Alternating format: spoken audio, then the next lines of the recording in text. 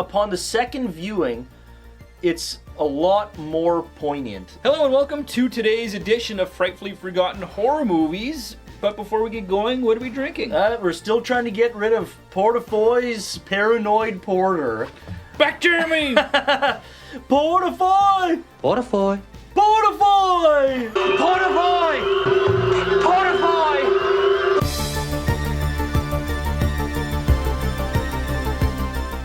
Today we have another Patreon requested review. If you would like us to review a movie of your request, feel free to join us on Patreon. The link is in the description of this video. Sean Martin would like us to review 1972's The Other. The Other is based on the 1971 novel of the same name. So there's quite a quick turnaround there. 71 for the novel, only a year or less to make the movie. Like, geez. And the novel was written by Thomas Tryon, and he also did the screenplay for the movie. Right.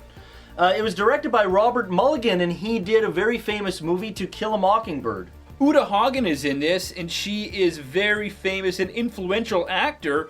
She wrote texts on acting that people still read today. It's still mandatory reading when you go to theater school. And of course, she was in many plays, not too many movies, but she was mostly a stage actress. John Ritter is in this for a heartbeat. Yeah. He's super young. And even like before you see him, you hear him talking, and you're like, is that John Ritter? Yeah, you just kind of know. Yeah, and then you see him and like, that's John Ritter. Yeah. Diana Muldaur is also in this, and you may know her from Star Trek. Well, she was in the original Star Trek. Yep. She was quite the looker back then. Yep. Even in this movie, she is quite the looker. Yep. And then she was in Star Trek Next Generation as Dr. Pulaski. What happened? It was the hair. Let's face it, it was that sick haircut she had. Well, you had a haircut like that. It was before we started the channel. What do you think of demonic toys for our first review? We're gonna have to do something about that hair. What's wrong with my hair? I'm not filming anything for YouTube while you got hair like that. Do you know how much this perm cost me? $2,000. This is the do to die for. Here, let me fix that. I'll tell you what, I'm not even gonna charge you for this. Here, Hey, get away with... don't touch me with those scissors! Get...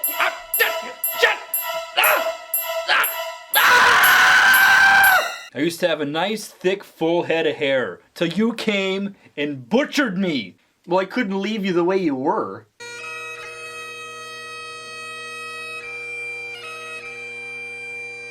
Now I'm a bald-ass prick. So the movie takes place in 1935 on a farm. We get introduced to two twins, Niles and Holland. We learn that their mother is kind of a recluse. She's a bit of a basket case. She doesn't get out that much. She's like locked in her room up, of course, to the top floor of the farmhouse. Of course. They run around the farm, the property, just causing mayhem, getting into all kinds of shit. A bunch of little bastards, you know? Yeah. They get into old lady Rose preserves all her jars. They're trying to steal a jar while she's outside beating this rug with a stick. Beating the living shit out of it.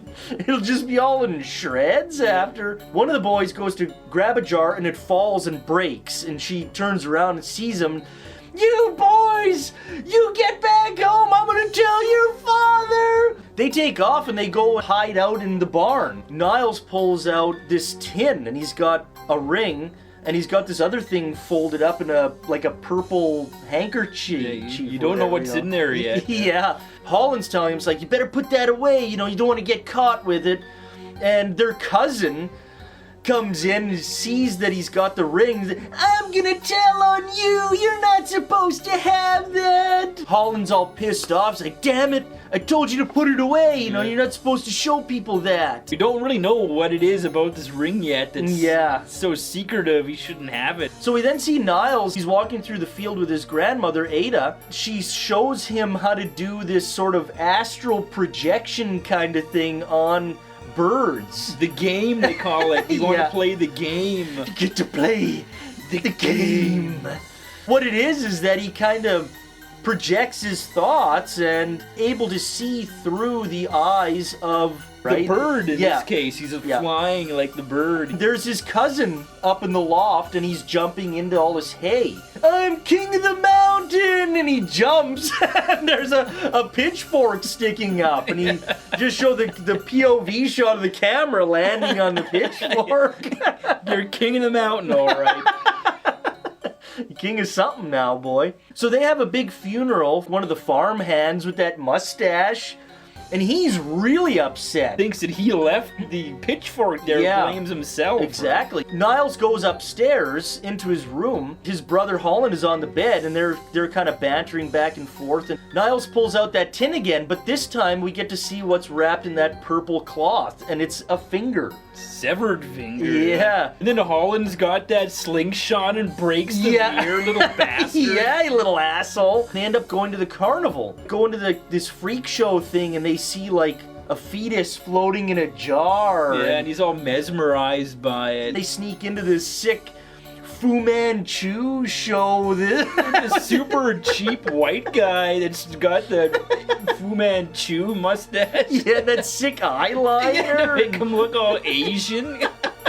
And that shitty music that they put on, too. He astral projects himself into the magician, so he sees how the trick is done, right? With the trap door. It's all fake. Ada is sitting in this rocking chair with Niles. Mrs. Rowe told her that Holland broke the preservatives, and you better go tell Holland to go apologize to Mrs. Rowe. Holland shows up in this magician outfit with this painted on mustache and gives her like a jar of pickles to apologize, and he's gonna do like this little magic show for her. Pulls this like mouse out of his hat and scares the shit out of her, and you see her scream, and that's it. A few weeks later, and this vegetable guy shows up, the vegetable man, I guess, to sell vegetables to the people at the farm, and he's talking to Ada. Mrs. Rowe, I haven't seen her in a couple of weeks, and, you know, maybe she's not a great housekeeper either, because it's starting to stink over there. Yeah, there's an awfully bad smell. Ada and Niles go over to the house and kind of peek in through the window,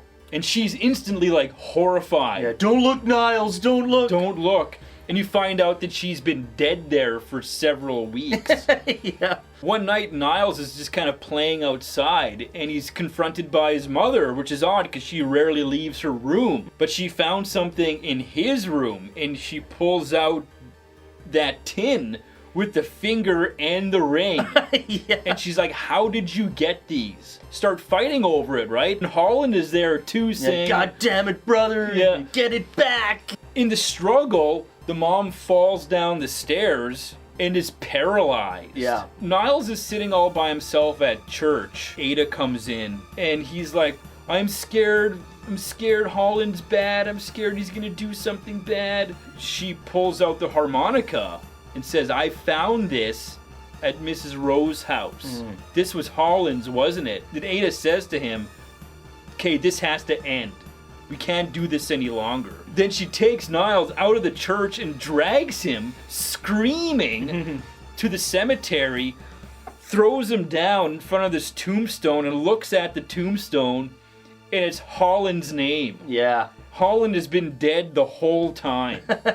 And it's been Niles making all this stuff up, thinking his brother is still alive. And that's where we're going to end the plot. So if you want to see what happens with the other, and there's a lot more that happens. There's some crazy shit, crazy twists and turns that happen. Well, finish watching the movie, and we might reveal some in the review.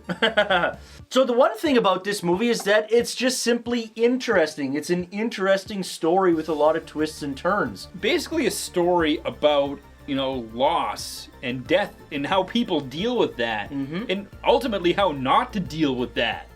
You know, you got the mother turned into a basket case. Yeah. She's a recluse locked in her room, not being able to deal with the real world because of loss and death.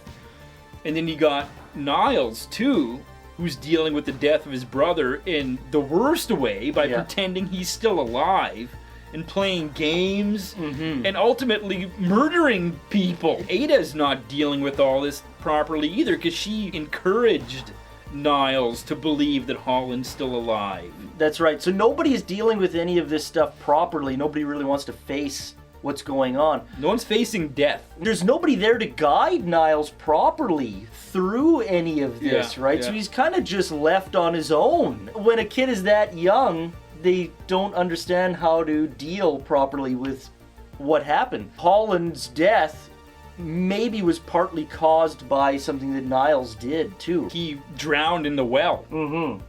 Which is neat too, because you don't notice until maybe watching the movie a second time that the well's boarded over. Yeah.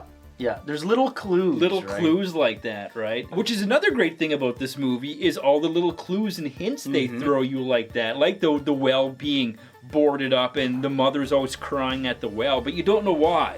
Yeah. Until the reveal you find out that Holland fell down the well. The carnival. Right? He sees a lot of things that are telling later on in the movie. Yeah. Things that trigger his actions later in the movie, and which is very interesting. They play out. Yeah, Right? Like the trap door comes into play later on. And the fetus. The fetus and the jar comes into play later on. The foreshadowing is actually really good. It's a very picturesque kind of movie too, right? You get this window into middle America of the way it once was, right? In on the 30s, farm. yeah. Yeah. It's a great looking movie for sure. Yeah. Fantastic looking movie. And it kind of has this innocence about it. You know, the setting is sort of innocent, and there's this farm, and it's picturesque, and it seems like it's very happy. Kids playing. Yeah. You know, frolicking, doing whatever they want, just go out and Yep. the whole day just go out and play. That's right, and they're happy, and Yeah. but that's all at face value until you start delving in. It right? is. I like that face value because it starts off like that. Oh, look at these kids. They're having fun. They're Yeah. playing. They got those pussy willows and all like fluffing that shit around. Like, oh, they're all having a good time, but they're really plotting evil things. Yeah, exactly. Yeah, and deep down they're hurting. Yeah. It is a beautiful looking movie, but underneath, like, the subtext is very dark. Exactly, And I think that's on purpose. Very interesting how they handle the twins. They're twins. They look the same. So when the movie first starts out, you have to figure out which twin is which. They don't force feed that to you. Yeah. Which is kind of interesting. The little clues like, well, Holland is playing the harmonica, so if you see one of them with a harmonica, that's Holland. And Niles goes fishing. So when you see one of them with a fishing rod, you know that's Niles, right? Like little clues like that. One of the kids goes into like the barn, and then the other one maybe comes out. You don't know which. Yeah. So the twin dynamic is very interesting and played up in a very smart way to purposely fool you. The mother is sort of out of the picture. She's not really effective in any way. Well, she's not a whatsoever. mother. No. She's not motherly. No, and so the Ada is motherly. she is, but the thing is that it's different because she's not the mother, she's the grandmother. So you tend to smother more than mother. Right, yeah. And I think that's something that they're trying to put forward too, is like too much smothering, too much love could almost be a bad thing. Like, she loves Niles so much. To a fault. To a fault. She's been protecting him and almost encouraging him to believe that Holland is still alive just so he feels better. Exactly, yeah. But that was the worst thing to do. And actually that unraveled so many horrible things that at the end, she can't deal with it when she comes to the realization of what she really did. Who really is to blame here? Yeah. And another interesting thing too, and this is up for debate, because the astral projection thing comes into play with this movie. When you find out Holland is dead, well then you know it's Niles doing all the bad stuff. But is it really Niles, or is it Holland through the astral projection has come into Niles? It's almost like a pseudo-possession sort of deal. It is. So you don't know if Niles is really the evil kid from the get-go, or if it's Holland even. You don't know. Yeah. I like that. Well, and they kind of tease you a bit with Holland being the bad one, because Holland is always like swearing. Yeah. And he busts that mirror. Yeah. He's kind of the little bit of a bastard in this, right? And so you think that it's Like, before you know he's dead, you think he's the bad one. Yeah.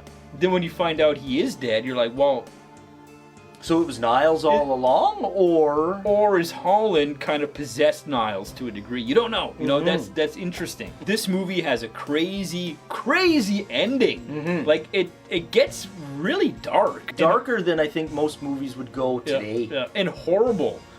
And there's even some more twists. Like you get the one twist when she takes him to the tombstone. Yeah. Then there's more twists after. Like right at the end of the movie, there's another twist. When the first reveal comes, it's only about an hour, little over an hour in, and there's still another 40 minutes or whatever. You're like, well, fuck.